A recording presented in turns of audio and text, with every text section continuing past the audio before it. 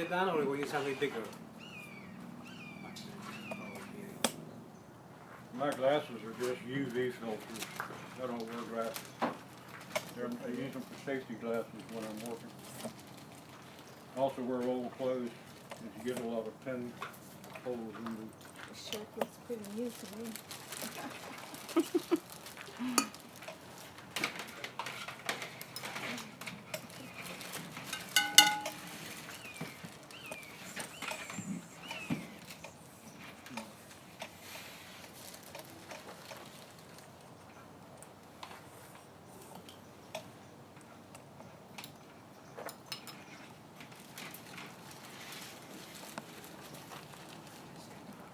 What will happen when you're grinding this is that the material will try to climb up the sides of the mortar. And it'll end up being all over the table. So you start with a smaller amount than you think you're going to be able to accommodate.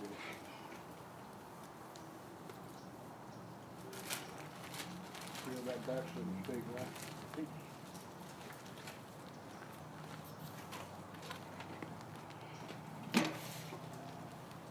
Half a tablespoon, so I'm putting about a half in there.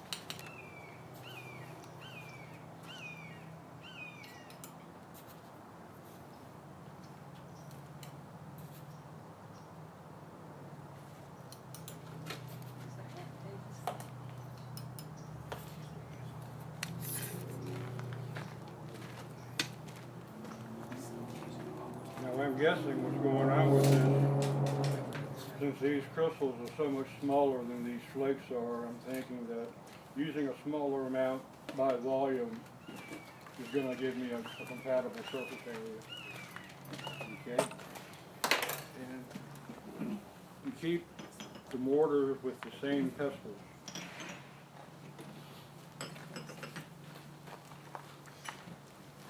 That's on High Street.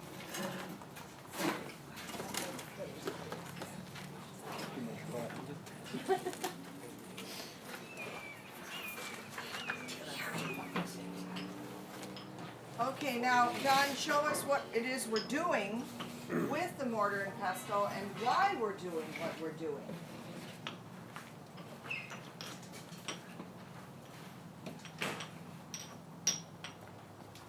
What we're doing is trying to reduce the material to an homogeneous, smallest particle size.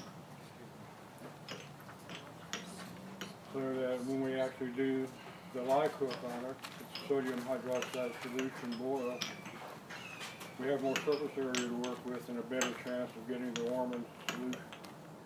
Why are you choosing salt than, let's say, sand to grind it? Why are you choosing salt instead of, let's say, sand to grind it into smaller? The salt will dissolve and hopefully take some of the material into solution with it. That's So a we big, can precipitate it out better. say that again, that's important. The salt will dissolve and hopefully pull some of the ORMUS into the solution with it. Also, there's a nuclear reaction. Depending upon what's in the clay, things like boron, and there's a lot of boron at the Dead Sea, there's actually a neutron collector, nuclear. So it's actually, with these materials, there are multiple nuclear reactions going on constantly. Now, would you show, Don, exactly how you would do the grind? Would you give an example, show that?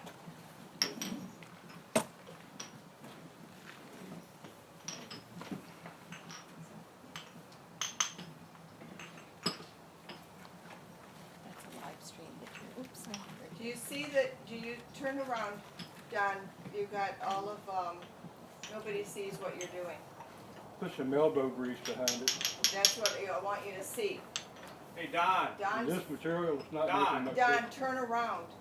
Nobody back there seeing you. We can't see you. Oh, You know, this is a grind, not a mix.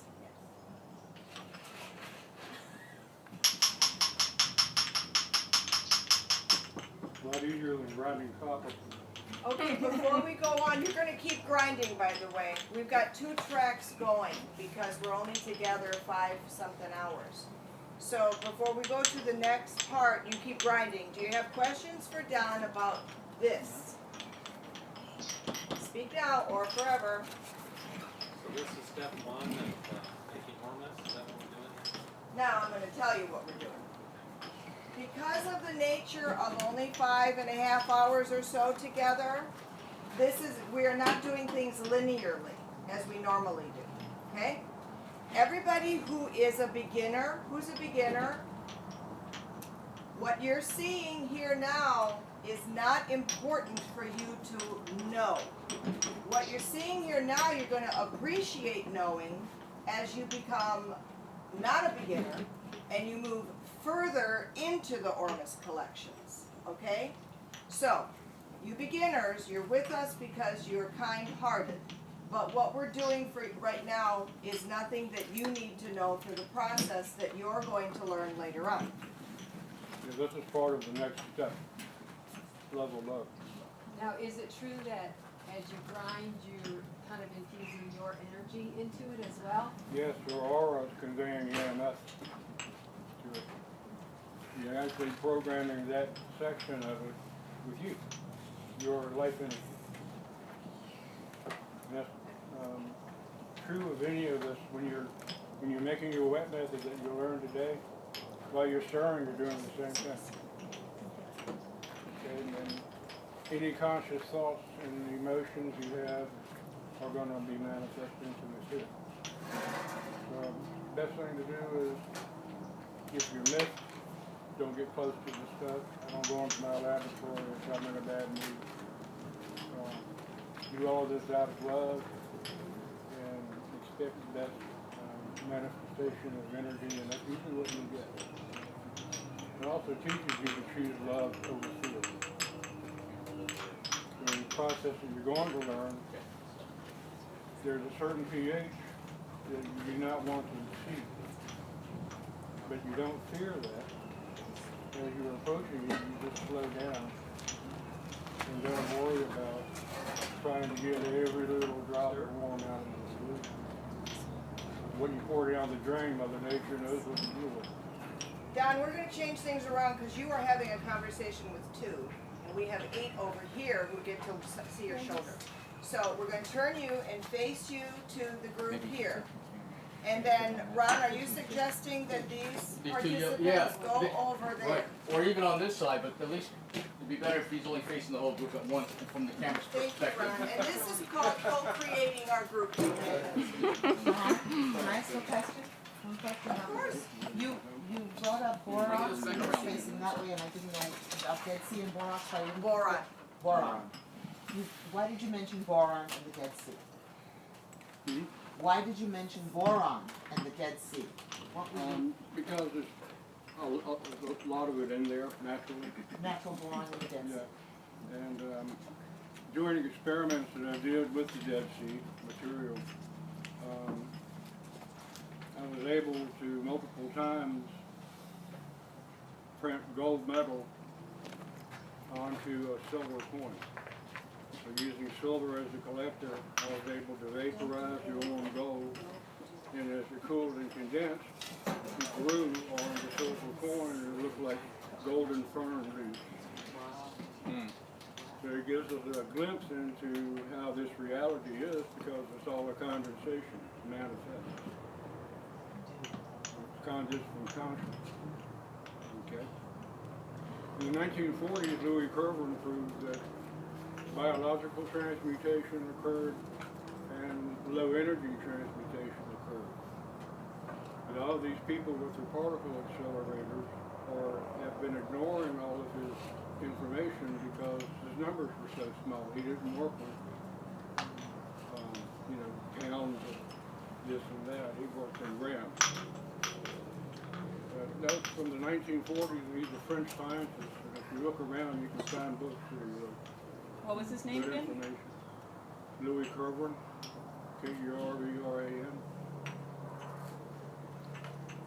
Now, what we're going to be doing today, and what you're in the middle of now, we're going to cook this material and hopefully tie the worms into solution. That has to cook for about 3 hours. So while that is cooking, we're going to make efficient use of that time to teach the new people how to do the wet method and get their white powder directly out of seawater and sea salt. So that's what the plan is, so that you're all caught up on it. So to facilitate the plan, it's time for Greg to take us to where he has the propane set up. I don't see Greg. It's right here. It's right there. It's right outside. Okay. I'm and over let's- here, Chris. And let's get started with the boil Okay. and then come back and do the rhetoric. All right. Okay? Okay. So we need a gallon of sodium hydroxide solution, which you made up. No, I didn't.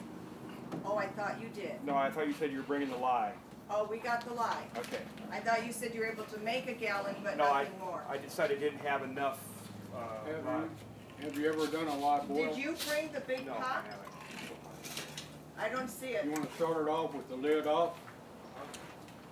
And as you see it start roll up and boil, be ready to reduce the heat down to very minimum just to keep it a simmer. Okay. Because lye doesn't boil like where the water does. It wants to go all at once and it wants to go everywhere. And your skin will melt. Okay. All right. Greg, do you have a big pot? Extra for that? I do, yes, but it's got aluminum rivets at You the can't end. worry about that. The Okay. pot that we're gonna bring, all we have is the top. Okay. All right. Y'all call her up on the roof. Okay. All right. Okay, so now we need to make the sodium hydroxide solution. And we need to make a gallon of it. Don, if you're making a gallon of sodium hydroxide solution, would you suggest making it in the stainless steel pot or already having it made before adding to the stainless steel pot? Doesn't matter. Then, in that case, we're gonna take a gallon of distilled water, and you're going to look at your book, if you have your book. Pardon? Oh, is That's that what that's already called? And look under the lye, which is page 31. Which part are you using? Outdoors? Oh, we're gonna do it outside. We're gonna do it outside. Look at 31, and that tells you how to make your sodium hydroxide solution. Look at 33, and that tells you how much sodium hydroxide to use. And you, by the way, the newbies, you're gonna need to know how to make sodium hydroxide for the wet process. So listen for content. So to make a gallon, as you see on page 33 in the middle, you want 2 cups of food grade lye, which just means you want lye that's like 99.8%, which we brought. It's outside. Okay, so 2 cups. Is there 2 cups in there? Is there? Yeah, she has some too. So Is that a 2-cup container? Is that 16 ounces? I think Yeah, so. and No, this is 2 pounds. somebody And get so, some paper they could loan we you, actually you got can a start phone. making some notes. You mixing up your sodium hydroxide, 1 gallon. It's 1 pound. the half That would cup be half per of this. quart, And you almost have half right there. 2 cups per Yeah, gallon. you almost have, Of this the is almost granule. enough. So what we're gonna do is, we're gonna do this. You're all gonna get up and come out here, okay? And you're gonna watch, you're gonna be part of this. Let them finish those notes. So 2 cups of food grade sodium hydroxide to 1 gallon. On page 33 is all of, so make a note for when you have your book. Right, I did. But we already know we need a gallon in order to do our boil. Distilled water. Distilled Go ahead. water. You Show us how you always do add that. the sodium hydroxide to the distilled water. If you add the distilled like water to the powder sodium now. Yeah, hydroxide, thank you're you. gonna get bubbling, Yeah. and that could splash on you. And because it's a very basic medium, it's gonna start to dissolve the oils, which our skin is comprised of, and it's gonna hurt. So, you always wanna have running water when you're doing these processes. In white Tony, where's vinegar. your running water? Right there. Now Yeah, the notice hose. safety, always running water, Always not safety outside. first. But, I've had a pellet, a wet pellet go on me and eat the whole inch of Bread? lime. Yeah, sure. It's right inside or down the hall to the right. You have a cup measure? Huh? A cup? Yes. Weigh on You just put the whole thing into the Well, distilled we water. want it to be more accurate. But we don't need a teaspoon, we need a pound. That's why he's getting a cup. This is a 2 cup. pounds. So you just want half of this, which roughly that's half. Yeah, it's coming up. What's gonna happen, Now, you said to add the water to the water, Yes, to the water. so we're always gonna add get a the water gallon, first. Yeah. gonna add water. And as you pour in the sodium hydroxide pellet, it's gonna get hot and it's gonna evolve fumes that are nasty. 2 cups is But 1 the pound. alchemists, the ancient alchemists, this was their secret fire. Slowly.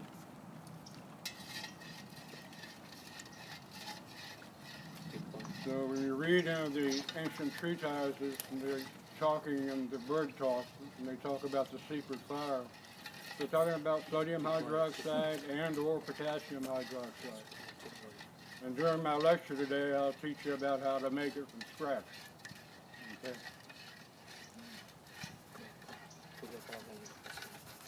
Well, yeah, let it go.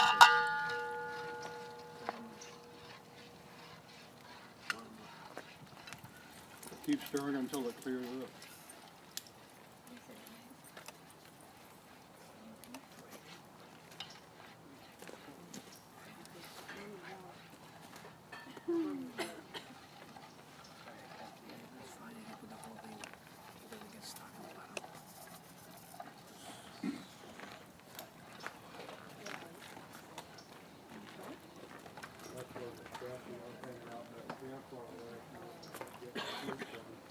You cook this in your restaurant, George? Yeah, that's my secret recipe for the pizzas. That and some Business is marijuana, booming. some moringa leaves. Otra cosa. Yeah, it's the recipe for the sauce. Todas las cosas. Pizza sauce, yeah. Stir slower. Hot sauce. It's warm. You know, touch near the bottom of the pot, you'll see that it's gotten hot. And you'll also see that it's not scary, okay? It's just hot, so go touch it. We have a firefighter here, ready with the hose. It's warm, it gets warm. Now's the time that you need to know about safety protocols whenever you're doing this work. Don't skimp on this. When you become adept, you might be a little bit more lax, I get that, but I never want you to hurt yourself because you've skimped. You need to have safety glasses, because if this high pH gets into your eyes, that skin is very delicate, and that skin could get very hurt. You need to have safety gloves. Now this isn't like this is going to kill you, but it burns a little bit, it picks. And as soon as you get some on you, you'll feel it just pick. And that's why you need to have running water available so that you can immediately dilute it and wash it off. Especially if it gets a spark in a piece in your eye, a drop in your eye, you want it out of your eye as soon as possible. Now, I want you to notice, this is with intelligence. This stuff, this material, this liquid, sodium hydroxide liquid, is not jumping up after you. Okay, this is not like a hungry alligator. Okay? But I want you to save yourself from such things as you need to wear some clothes that you don't mind if they get a hole in them. I don't care what it is, long sleeves, because if a drop of that gets onto the material, it's going to digest it, which means you're going to get a little hole in it. Okay? That's part of your safety equipment. You need to have a first aid equipment ready, just in case you need it. Have an eye wash kit, you know. We have one back there, so if there's a problem, we're going to run it out. Have we ever had a problem? No. Do I think you're going to ever have a problem? No, I don't. But this raises your conscious awareness. And that's our safety protocols. If anyone ever gets bit, like gets splashed, especially in the face, with any of this and it's warm or hot, that individual needs to go immediately into a cold, profuse shower. Immediately. Clothes and all, and then shed the clothes while you're in there. All these groups have one person literally get his face burned. So you have to respect this. And this isn't really dangerous in its form until it's boiling. Then it's really dangerous. Because it's hot. Yep, Because it's hot. very hot. So when you get heat, plus the it's basic alkaline, then it's getting through the oils of your skin faster. 2 points to make. While this is a strong chemical, you have to respect it. All it is sodium, hydrogen, and oxygen. And once you've done your process, it's totally no lye left over. Okay, once you've neutralized this, or once you've brought the pH of your wet method up, all of it's used up, making the precipitate. And a lot of people don't know how much it's used in the food industry. The thing that makes pretzels crunchy is that they put this on it. So it's actually a food additive. So they don't have a word in the English language. If you think of one, tell me. It is not toxic. Arsenic is toxic. Does it hurt you if you were to drink that? Yes, because it's high pH and it's going to dissolve the mucus layers and then get into the skin. There should be a difference of words between the two. Caustic is the... It's a caustic. The reason why Don is saying to get in the shower if you get it on your face and it's hot is because this sodium hydroxide solution is used to make soap. Now think of your hand with soap on it or doing the dishes. It's very slippery, isn't it? And it takes a lot of water to get the soap off. This, if you were to handle it, is slick. It's slippery. So when it... Like what? Yes, this actually is a degreaser. So it's very thick and thicker and slipperier than water. So you have to have lots of water to dissolve it because it's slippery and it wants to hang on a little. And the hotter it is, the more it wants to saponify your fats and oils in your skin. And that's where it's doing its damage. It's literally turning your fats and oils into soap. So, Now, while it's not toxic in any way, shape, or form, when all the reactions are done with this, as you'll see in the chemistry chapter that I wrote for the book, there's nothing left over but salt water. Chris, you want to mention the order that you put in, that it's the hydroxide into the lye, into the water, and not the other way around. So y'all get that water first. Tony, you want to start your propane? And Greg? And Greg said he had a diffuser because that's going to be too much. That's going to be too much flame. Where's Greg? Is he here hiding again? I can't just see him, even though he's here. Does he have a lighter over there on the table, lamp? Okay, we are working. Yeah, we need Yes, that. Greg. Yes, ma'am. Greg, you want to bring out your diffuser because this is going to be too hot. What our aim is to have an energetic simmer, not a raging boil. Is there a cover for this? And Don is going to talk about the material that you're going to use in order to do this energetic simmer in.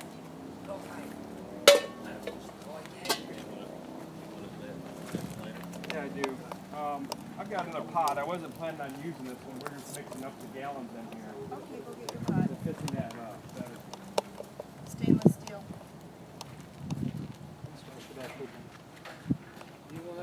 Yes, they go into there.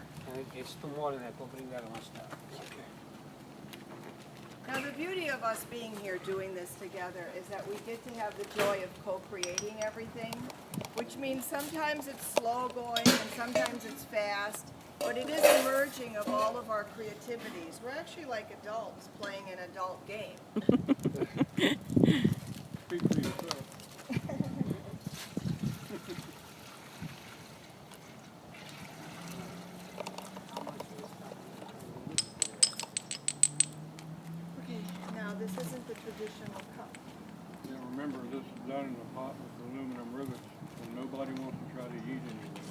Wait, would you please listen closely about this pot?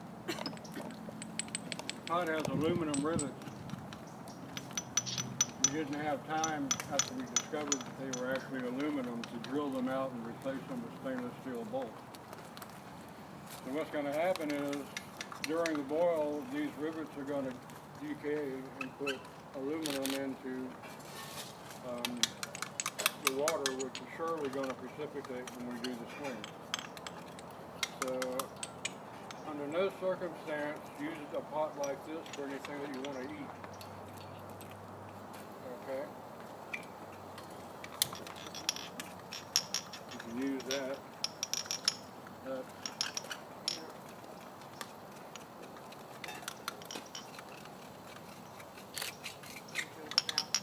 These are rivets, welds. And it's okay to use. And the knob? And these are this squeeze. Look at the difference in the lid. You can tell that the rivet is heavy. So that's okay. That's not okay. I didn't think so. No, can't. They don't use stainless steel rivets because stainless steel is too hard. It takes too much force to rivet it. They can use aluminum. So the Chinese use aluminum rivets. And what we do is we drill through that rivet and put a stainless steel bolt like you see here. And in this case, the stainless steel bolt was there because it had a plastic knob.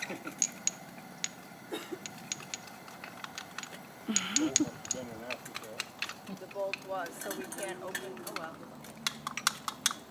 That's all stainless. I found this online for like 13 bucks. They're at Kmart. Now talk about this pan at top. Analyze this top. Put 5 teaspoons in there all. Well, you see lots of stuff.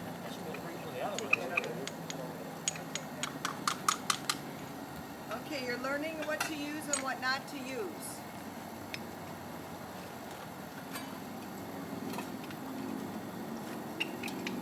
Use this.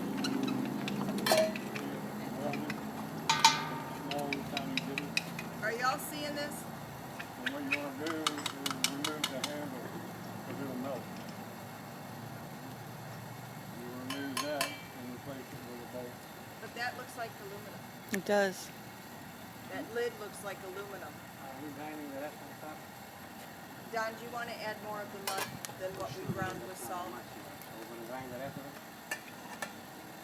Thank you, Robert. Okay, somebody help us just pick them up and Do just you go want put to some in do there it and with just salt grind it or up? just add it? Oh, you need more? Yeah, well, the whole Do thing you we're want gonna to do. grind it or just add it? Grind it. Okay, we're gonna do more grinding. And put them in there. Yes. In the meantime, we can start. Everybody knows what you're doing, so go grab the salt and go grab the mud and start grinding. Put some water in here. Well, it came with that, well, I don't know, it was in my apartment. But it looks aluminum. I would be concerned about using it. I won't get the high enough temperature if you put water in there.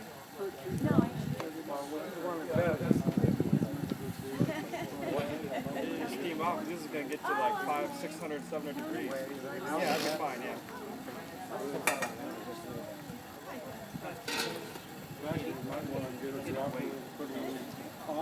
Okay, let's go back in and sit down and be ready for more. You know Chris. If you don't know Chris, you can No, I'm not saying that if you need a weight, this will act as a weight. You know, now you didn't have to, but you put your dumbbell on it before, remember? Yeah, we'll do it over there, but when I do it in the kitchen all the time, I never do anything on it. I just have it so low because you can control the temperature. That's the way you want.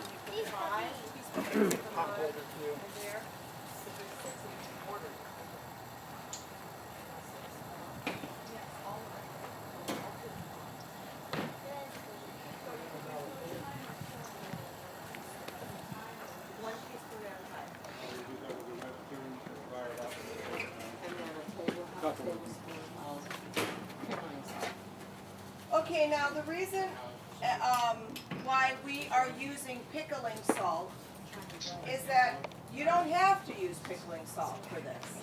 We're actually, as ORMUS Group Gathering season, running our own experiment. And the ormus that we're going to collect from the Dead Sea mud or clay, we don't want to add to it with any other ormus. And if we used sea salt, we would be adding the ormus from the sea salt into it. So we chose to use pickling salt. So whenever you're running an experiment and you don't want to add ormus from another material to the material that you're testing, you use pickling salt. The reason you use pickling salt is that there is no ormus in pickling salt because of the nature of where they get it, which is deep down ancient beds. But also, and even more importantly, there's no additives to pickling salt. There's no desiccants in it. There's nothing to stop it from clumping. Because if they added those desiccants and things to pickling salt, then the pickles you made from it would not be green. So, that's a way for you to know that you are buying salt with one, no ormus, and two, no additives. That being said, if you're going to go get pickling salt, there's no guarantee you're going to see it in your grocery store. In which case, you're going to ask them to order Morton's canning and pickling salt, because you know it exists. And if you have a camera, I take a picture of it. I went and got this pickling salt, and I went back 2 days ago to get more for you guys in case George forgot to bring it. Plan B. It wasn't even on the shelf. They didn't even have a shelf peg. So, it's important that you know it exists, because in the ormus community you don't hear about this. This would be one of the reasons why it's nice to reach out and go to an ormus group gathering. Grind, grind, grind. Please, all the grinders, keep your grinding going. And then add it, and then come back and grind more, okay? That's the track right now. Yes, just add it right to the big pot.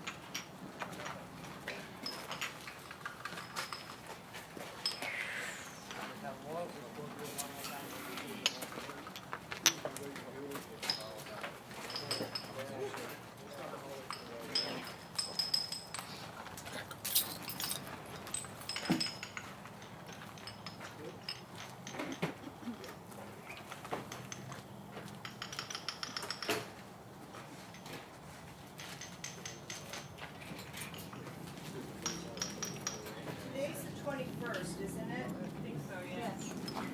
Okay, who wants to harness their thoughts and help me with a project? A small project. If nobody steps forward, I'm going to have to ask somebody. Just thank you, Kitty. So this is February 21. 1 tablespoon?